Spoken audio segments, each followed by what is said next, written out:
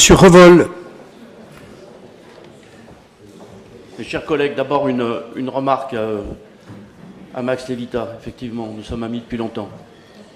Mais la stigmatisation politique de son interlocuteur pour ne pas répondre aux questions de fond est une méthode que j'ai toujours réprouvée, même lorsque c'est mes amis qui l'utilisent.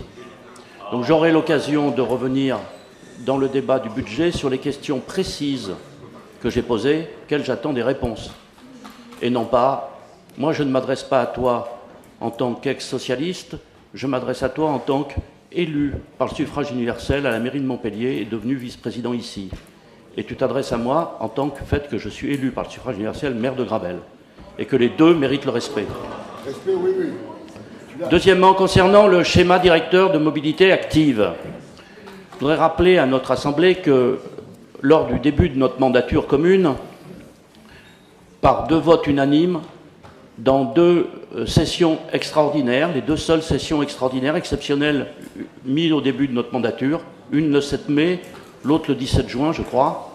La première pour mettre en place la régie de l'eau, qui a abouti à sa création au 1er janvier 2016. La deuxième, le 17 juin, dans le fait que nous nous engagions dans la construction d'un schéma directeur des mobilités. Je constate que cette orientation, à ce jour, n'est pas réalisée alors que nous approchons du terme de la mandature. Et donc je me félicite que nous commencions par poser une première pierre, qui est celle de ce schéma des modalités actives.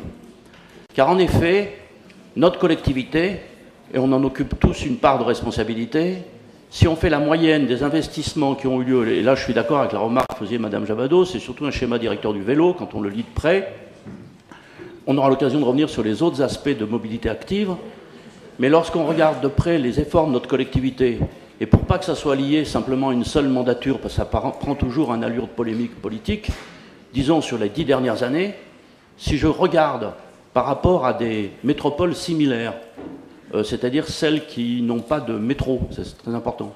Toulouse, là, vous voyez qu'ils mettent en route leur 3e ligne, Rennes, Lille, etc. Donc, si vous regardez, similaires, c'est-à-dire Nantes, Strasbourg, Grenoble, Montpellier sont relativement similaires. Les investissements, les modes de déplacement en vélo, chez nous, sont bien inférieurs. Et pas que pour des questions topographiques.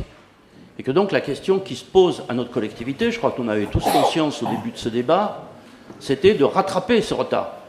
Puisque nous sommes à 3% de déplacement en vélo dans Montpellier, 25% à pied, et puis 55% en voiture, et autour de 15% en transport en commun. Il faudrait essayer de faire passer la voiture en dessous des 50%, qui est une question à la fois par rapport au changement climatique, pour la santé, etc., faire augmenter les transports en commun et bien sûr faire augmenter les vélos. Les Montpelliérains, il ne faut pas oublier, ils se déplacent aussi à pied. 25% des déplacements dans Montpellier se font à pied.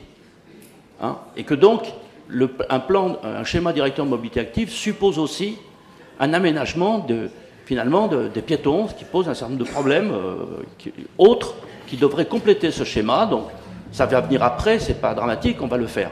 Concernant le vélo, donc la question c'est l'investissement. On nous propose 80 millions d'investissements sur 10 ans. C'est une bonne chose, ça fait une moyenne de 8 millions par an. On commence à rejoindre en faisant ça des moyennes de Strasbourg, Grenoble ou autres, qui sont autour de 9-10 millions par an depuis déjà plusieurs années. Donc ça me paraît une bonne chose, il faut aller dans ce sens.